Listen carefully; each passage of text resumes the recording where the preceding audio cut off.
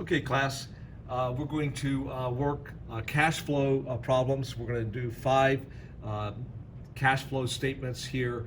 Hopefully you'll work along with me. I can see right off the bat that it's going to be very difficult for you to see the income statements and balance sheets. They're going to be on this left screen. You'll see this in a minute. I would suggest that you go into Canvas and download the spreadsheets, or look just at the spreadsheets that are there. There are 5 cash flow statement spreadsheets in Canvas, and we're going to work each one of these. The answer is there also, but I would suggest that you print out the income statement and balance sheet page for each of these before you watch this video, so that you can look at this and work along with me. I will keep it up on the left side of the screen, but I think it's going to be difficult for you to see. So I'm going to start here with the summary sheet. This is also out on Canvas. This is kind of a little bit of a, if you will, a cheat sheet on a way to do a cash flow statement. Works nearly every single time. You'll see more complexity when you get into actual practice in the real world, because you've got to deal with currencies a lot of times. The currency effect, you cannot a line item like receivables or whatever, you have to take out the currency effect of the change and get to the real change. And I won't get into that in this class, but I'm just warning you, there are some more complexities out in the real world that you'll see with the cash flow statement. But you know, for a lot of companies that you'll be seeing, especially smaller companies, you should be able to walk in and do a cash flow statement by having the income statement and balance sheet just the way we're doing right here in class. So let's take a look at this. So number 1, if an asset increases, that's going to be a negative cash flow. And I think hopefully that's obvious, right? Debit inventory, credit cash, right? You know, so cash is going to go down as assets increase. If an asset decreases, that's going to be a favorable cash flow, a positive cash flow. And when liabilities or equities increase, that's a positive cash flow. So we have accrued expenses, where we're going to debit expense and reduce net income, but it didn't have cash because it was an accrual, maybe like a salaries payable or accrued warranty. So there was no cash, even though the income statement, there was a minus on the income statement to net income. So we're in the indirect method, so it's going to be a positive cash flow. We're going to add back that. On the opposite side, if a liability decreases, this is again a negative cash flow. So one way to think about this, assets in the indirect method are going to work in the opposite direction. An increase works in a negative, a decrease is a positive.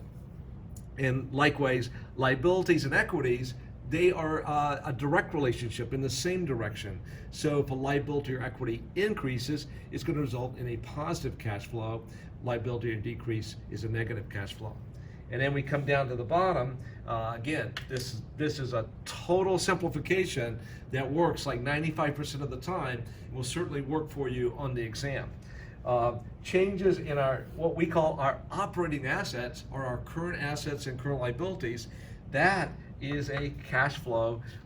Those changes are cash flow from operating activities.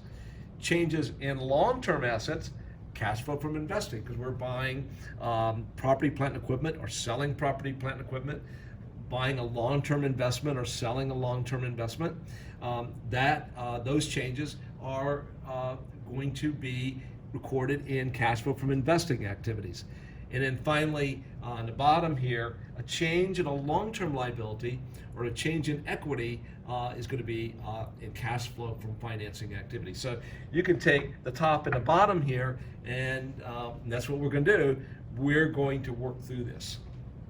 And again, I'm not sure you can see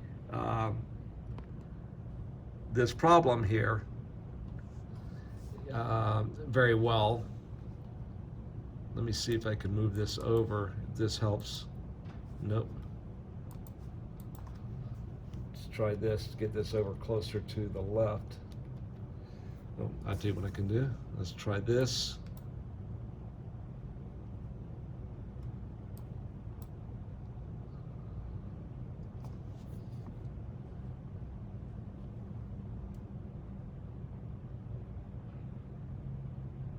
So maybe this will work. We'll see. I'm not totally confident that you can see that very well. Hopefully you're using a big monitor or something, and maybe you can.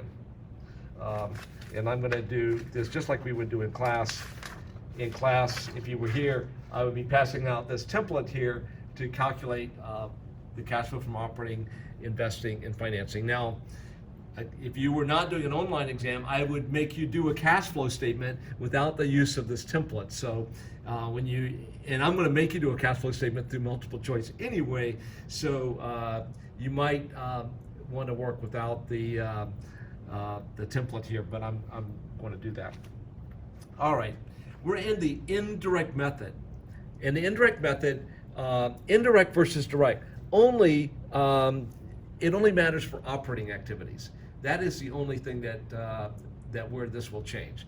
And with the indirect method, we start with net income, we add or subtract things that are non-cash related or relate to investing activity. So we got to go back and revise net income to get where it would have been on a cash basis.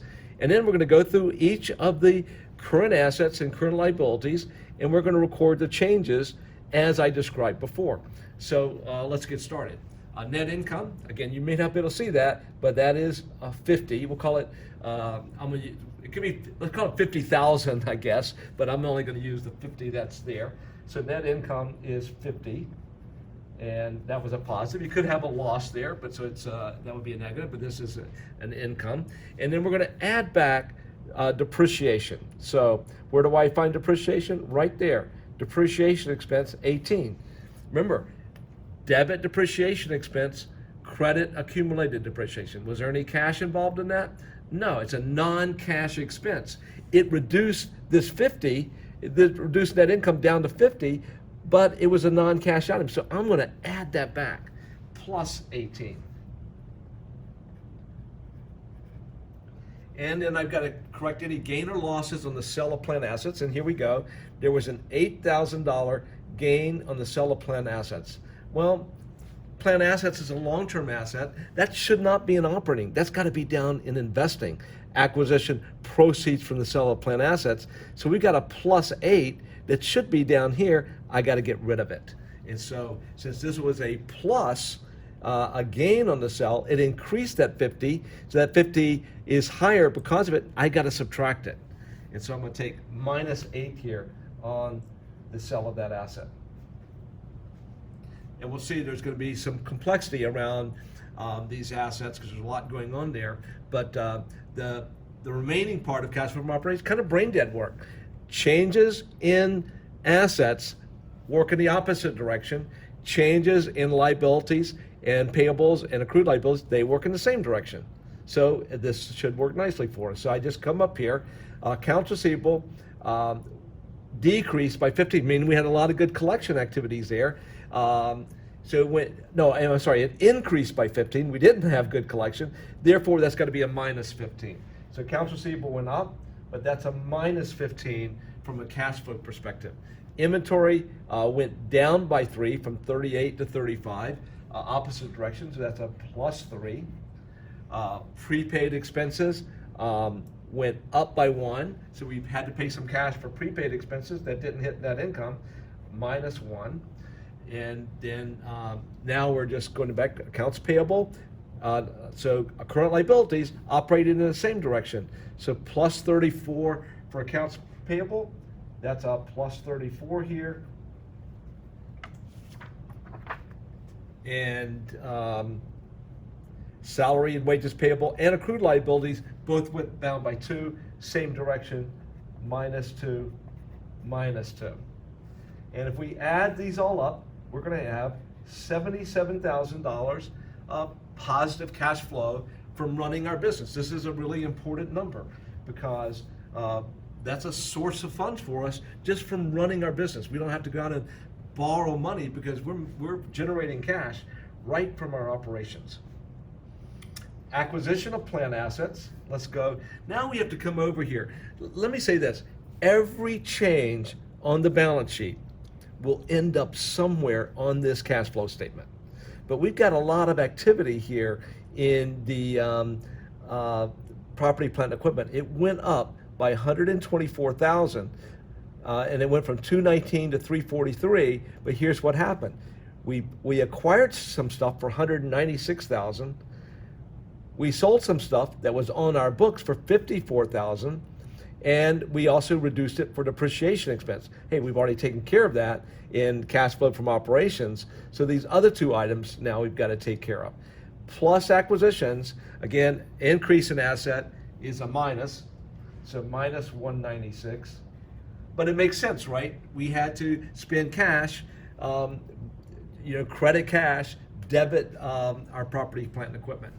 And then proceeds from the sale of plant assets. Now, this is one you got to think about. So, plus 54, right? However, how much cash did we receive?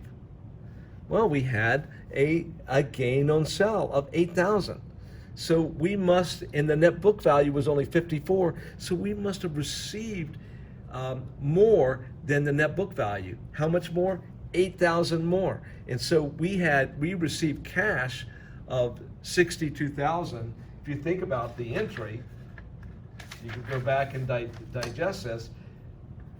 Debit cash for 62,000, credit property, plant, and equipment for 54,000. That's the net book value, and credit gain on sale, 8,000. We saw this on the income statement. So the cash we received is 62,000. So therefore, we can't just opposite direction, plus 54. We also have to pick up that gain. And so the answer on how much cash we received for selling those assets, plus 62. Now we're lucky here because I've got loan to another company already set up in the template here. But again, what we care about here are long-term assets. All the changes in long-term assets are going to end up in the investing. And so here is a long-term notes receivable. This is not a current asset because you can see it's actually below the property, plant, and equipment. And so we had zero, and now we have a $21,000 notes receivable. So therefore, we loan money to somebody, $21,000. Keep in mind the entry: debit notes receivable for $21,000, credit cash. It's a reduction in cash, and that also you use my simple logic. Hey, it went up by 21. It's the opposite direction, minus 21. So we loan money to another company, minus 21. We can add all these up now, and minus 155,000. So we generated 77,000 from operations, and we used 155,000 for investing. Therefore, looks like we're going to need money from somewhere. We have to borrow money or issue more stock. We got to do something because the operations did not generate enough money for all the investing we went. We went out and bought $196,000 plant asset. So let's, plant meaning manufacturing asset. So let's see, hey, where was the source of that? And we can look right to the balance sheet. Keep in mind, changes in long-term debt and equity, those changes go into the cash flow from financing. Now, one thing to note here, long-term debt, it went up by 83 in that same direction, so that could have been a plus 83. However, the accounting rules require you to break out new debt and payment of old debt. So it went up by 83. We come over here to this roll forward, long-term debt roll forward. That 83 is comprised of plus 94 of new debt minus we paid off some old debt. Maybe there's some high interest rates or whatever. So we got to break this out into two places. So we issued long-term debt plus 94, and we paid long-term debt minus 11. There we go, plus 84 minus 11. We have taken care of that 83. Again, everything on this balance sheet goes somewhere, every change goes somewhere on the cash flow statement, and you have to pick it up. And then we issued $4,000 of common stock. How do I know that? Common stock account went up by 4,000. We don't have any additional paid in capital here, so that makes it easy.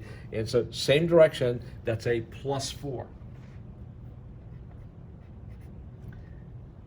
And then payment of dividends, I see retained earnings went up by 33. I didn't actually have to give you this roll forward. I was nice in this problem because I could just back into dividends knowing that I started with 86, I went up by 50 for net income minus X, well, 17 for dividends. So there's our dividends, reduction in equity, same direction, minus 17. Makes sense too, right? Credit cash, or actually you would credit dividend payable, but it's somewhere they must have got paid before at the end of the accounting period. Add all these up and I got +70. Okay, last thing is our reconciliation. And so if we add up +77 minus 155 plus 70, I end up with a -8. These three numbers sum up to a -8. Okay, what was my cash balance? 15, it was 42. And what was my cash balance at the end of the year? 34. Guess what? -8. So that's the reconciliation that we have to do for every cash flow statement. Now, I can't help but being a business person here. This business is doing okay, generating cash of $77,000. They're making money, but they're also investing in the future. They're acquiring